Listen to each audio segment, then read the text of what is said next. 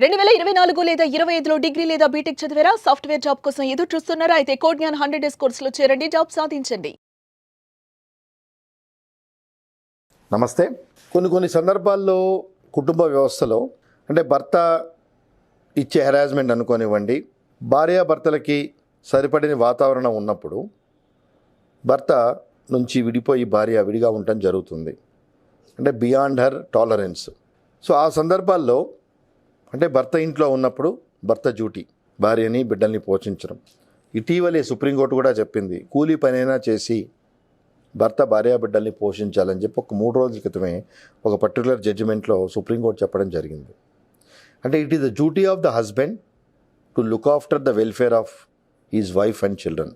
So ఎప్పుడైతే ఆ వాతావరణం భార్య లేకపోతే బిడ్డలతో భర్త దగ్గర ఉండటానికి అవకాశం లేదో, తప్పనిసరిగా భార్య ఆ ఇంటి నుంచి వెళ్ళిపోయి తను విడిగా ఉంటామో లేకపోతే ఆమె పేరెంట్స్ ఉంటామో, she will take some kind of shelter for her survival.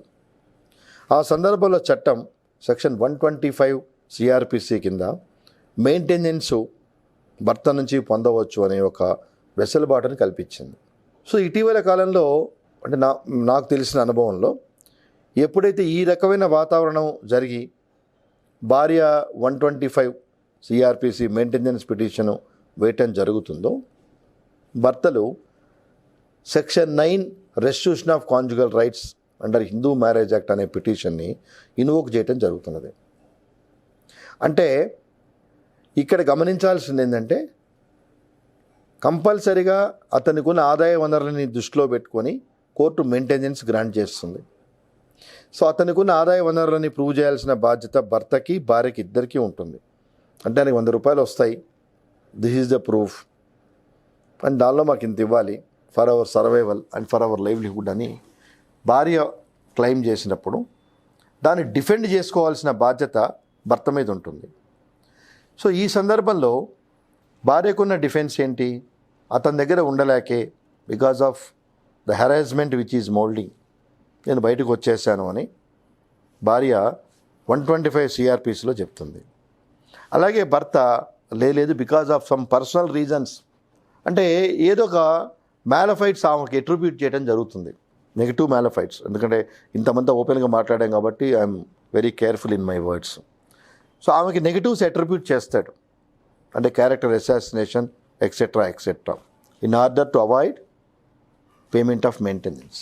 చేస్తూ ఏమంటాడు, in spite of her nature like this, her attitude is like this, I'm inviting her in to my matrimonial home. So let the direction go to her to come back and join in my family. So therefore no need of payment of maintenance అని చెప్పి అంటాడు. So ఈ ఈ 125 ఏమో magistrate కోర్టులో ఉంటుంది, అలాగే ఈ రెస్టిట్యూషన్ ఆఫ్ కాంజుగల్ రైట్స్ ఏమో ఫ్యామిలీ కోర్టు డిస్ట్రిక్ట్ కోర్టులో ఫైల్ చేయడం జరుగుతుంది. సో 2 ఆర్డర్లు వచ్చినాయి అనుకుందాం. అంటే అక్కడ మెయింటెనెన్స్ కట్టమని భర్తకు వచ్చింది, అలాగే నువ్వు వెళ్ళి భార్యతో కాపురం చేయని చెప్పి భర్తతో కాపురం చేయని భార్యకు వచ్చింది. అంటే మెయింటెనెన్సు భర్త కట్టాలా, లేకపోతే భార్య restitution of conjugal rights order అయిందని చెప్పని హస్బెండ్తో చేరాలా అనేది it is very difficult and debatable situation. కానీ దానికి వెసులుబాటు కల్పిస్తూ భార్య మీతో వచ్చి ఉన్నా లేకపోయినా, as long as the continuity of relationship is there as wife and husband has to pay the maintenance to his wife as well as his minor children. అంటే పిల్లలకి 18 ఏళ్ళు వచ్చే వరకు కంపల్సరిగా as a father, as a husband, he has to pay maintenance to his wife and children. So first concept అది మీరు husbands గమనించాలి. Maintenance కేసులు చాలా ఉన్నాయి. ఈరోజు నేను గతంలో చాలాసార్లు మీ దృష్టికి తీసుకొచ్చాను. మిగతా కేటగిరీ ఆఫ్ కేసులతో పోలిస్తే ఆ కేటగిరీ ఆఫ్ కేసులతో సమానంగా ఫ్యామిలీ మ్యాటర్స్ ఉన్నాయి. ఫ్యామిలీ మ్యాటర్స్ అంటే ఇవన్నీ మెయింటెనెన్స్ కేసులు, డౌరీ కేసులు, 490 కేసులు, డైవర్స్ కేసులు, ఇవన్నీ కూడా ఫ్లోటింగ్ అవుతూ ఉన్నాయి రోజుకి ఓవరాల్గా చూస్తే. సో వీటన్నిటికీ మెయిన్ స్టిగ్మా ఏంటంటే, అంటే మెయిన్ రీజను సోషల్ ఇన్సెక్యూరిటీ. అంటే కొద్ది రోజులు అయిపోయిన తర్వాత ఈ వ్యవస్థ ఏ రకమైన పరిణామాలు దారితీస్తుందనే విషయం కనుక పరిగణలో తీసుకుంటే చాలా ఇబ్బందికరమైన పరిణామాలకు దారితీస్తుంది.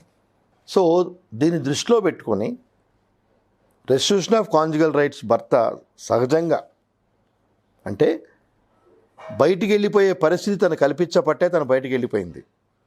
మళ్ళీ అతను రమ్మంటాం అనేది ఆలోచించాల్సిన విషయం. ఇప్పుడు వాతావరణం సరిగ్గా ఉండి proper treatment, proper welfare measures భర్త ఇచ్చినప్పుడు no wife is willing to live her family.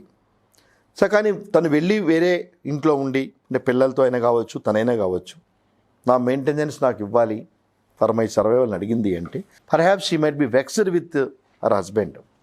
కానీ వెళ్ళిపోయిన తర్వాత in order to avoid her legitimate obligations, so భర్తలు వాడే విధానం ఏంటంటే రెస్ట్రిక్షన్ ఆఫ్ కాంజుగల్ రైట్స్. కాబట్టి న్యాయస్థానాలు కూడా కూలంకుషంగా దీనిలో ఉన్న పారామీటర్స్ని, సో ఏం చేస్తే ఎలా ఉంటుంది ఏంటి అనేది పరిగణలో తీసుకొని వీటి మీద తీర్పులు పాటిస్తూ ఉంటాయి. అలాగే కొన్ని సందర్భాల్లో ఇక్కడ కూడా భర్త భార్య యొక్క ఉద్యోగం చేస్తున్నా, తను హైలీ క్వాలిఫై అయినా దాన్ని కూడా కోర్టు దృష్టికి తీసుకొని వచ్చి ఆ రకమైన వెసులుబాటు పొందే అవకాశం కూడా భర్తలకు ఉంది. దాని మీద కూడా తీర్పులు ఉన్నాయి. అంటే భార్య వెల్ ఎడ్యుకేటెడ్, అంటే ఈరోజు ఆమె ఉద్యోగం లేకపోవచ్చు, she can sustain her self, ఆమె చదువుకున్న చదువుకి తగిన ఉద్యోగం వచ్చే అవకాశాలు ఉన్నాయి, కాబట్టి నేను ఆమెను పోషించాల్సిన పని లేదు అని భర్త అంతవరకు అబ్జెక్షన్ తీసుకోవచ్చు. కానీ పిల్లల విషయం వచ్చినప్పటికీ హీ కెనాట్ రెఫ్యూజ్. అంటే భార్యాభర్తలు ఈవెన్ ఇంకొక అడుగు ముందుకెళ్ళి డైవర్స్ తీసుకున్నా కూడా, అది మనం వేరే సందర్భంలో మాట్లాడుకుందాం, డైవర్స్ తీసుకున్నా కూడా his obligation will not wiped off towards his children. కాబట్టి చిల్డ్రన్కి సంబంధించిన తండ్రి తన దగ్గర ఉంటే పిల్లల్ని ఎలా అతను చూసుకుంటాడో, ఎడ్యుకేషన్ పరంగా కానివ్వండి, ఎకనామికల్ పరంగా కానివ్వండి, వెల్ఫేర్ పరంగా కానివ్వండి, ఏ రకమైన వెసులుబాటు అతను తీసుకుంటాడో on the same passion, on the same way పిల్లలు మదర్ దగ్గర ఉన్నప్పుడు కూడా ఆ రకమైన వెసులుబాటు కల్పించాల్సిన సోషల్ ఆబ్లిగేషన్ అనేది తండ్రి మీద ఉంది. సో ఈ ఆబ్లిగేషన్స్ నుంచి తప్పించుకోవాలంటే court will not live just like that. అందుకే మీరు 125 సబ్ క్లాస్ 4 సెక్షన్ కనుక చూపిస్తే husband has to show sufficient reasons for not incline to make the maintenance to his wife అనేది చాలా స్పష్టంగా చెప్పడం జరిగింది. సో ఆ సందర్భాలు భర్త ప్రూవ్ చేయగలిగితేనే మెయింటెనెన్సు ఇవ్వలేను, షీఈ్ నాట్ ఎంటైటిల్డ్ అనే స్టాండ్ తీసుకోవాలి తప్పితే in normal conditions it is a duty. అందుకే మళ్ళీ చెప్తున్నాను, 3 days బ్యాకే కూలీ పని చేసైనా భర్త అనేటివాడు భార్యాబిడ్డల్ని పోషించాలి అని చెప్పని సుప్రీంకోర్టు చాలా స్పష్టంగా చెప్పడం జరిగింది. అంటే సుప్రీంకోర్టు తీర్పులు, న్యాయస్థానాల తీర్పులు నేను ఎందుకు ప్రస్తావించడం జరిగిందంటే అవి అంత స్ట్రిక్ట్గా జడ్జిమెంట్లో అవి ఉన్నాయి కాబట్టే at least people are properly following their duties and responsibilities. So ఆ భయము వెసులుబాటు లేకపోతే న్యాయం జరిగే అవకాశాలు చాలా తక్కువ ఉన్నాయి, విచ్చలవిడితనం అయిపోతుంది, ఎవరి పాటికి వాళ్ళు ప్రవర్తించే పరిస్థితి వస్తుంది. సో ఈ తీర్పులు, కోర్టులు, ఆ కోర్టు ఆర్డర్లు శివసం పాటించకపోతే జరిగి రిపర్కషన్స్ని దృష్టిలో పెట్టుకునే అట్లీస్ట్ ఈ రోజుకి అన్ని దేశాల్లో న్యాయస్థానాల యొక్క తీర్పులకి జనాలు విలువిచ్చి ఈ మాత్రం లా అండ్ ఆర్డర్ సిచ్యువేషన్ అయినా సొసైటీలో ప్రివేల్ అవుతున్నది. కాబట్టి సుమన్ టీవీ ప్రేక్షకులకి తెలియజేసేది ఏంటంటే ఈ కార్యక్రమం ద్వారా ఎప్పుడైనా భార్య మెయింటెనెన్స్ చేసినప్పుడు దాన్ని అవాయిడ్ చేయడానికి మీరు రెస్ట్రిక్షన్ ఆఫ్ కాంజుగల్ రైట్స్ వేయకుండా, అలాగే భార్యలు కూడా మీరు మెయింటెనెన్స్ క్లెయిమ్ చేశారు, మీ భర్త కాపురానికి రమ్మన్నాడు, ఆ సందర్భంలో పిల్లలు ఉన్నట్టయితే పిల్లల భవిష్యత్తును దృష్టిలో పెట్టుకొని you revisit or you rethink about the facts and circumstances. ఎందుకంటే సరే ఫాదర్ కానీ మదర్ కానీ న్యాచురల్గా కాలం చేస్తే that is a different aspect. ఫిజికల్గా ఉన్నప్పుడు children should not deprive the love of either spouse. There is no point. So children should not deprive the love and affection of either spouse. That is their birth right. ఎందుకంటే భార్యాభర్తలుగా వాళ్ళకి జన్మనిచ్చినందుకు at the same time it is our duty to extend our love and affection both mother and father. Otherwise they will deprive. And there are so many instances single parent ఉన్న childrens వాళ్ళ mindset కానీ వాళ్ళ mingle in the society కానీ normal children కన్నా కొంత డిఫరెంట్గా ఉండడం జరుగుతుంది, బికాజ్ దే హ్యావ్ డిప్రైవ్డ్.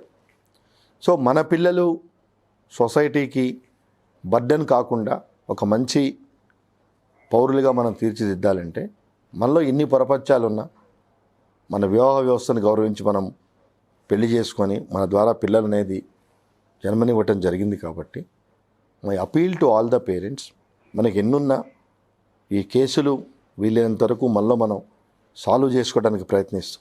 పిల్లల భవిష్యత్తును దృష్టిలో పెట్టుకోనైనా let us continue our family relationship as children are going to become asset to the society.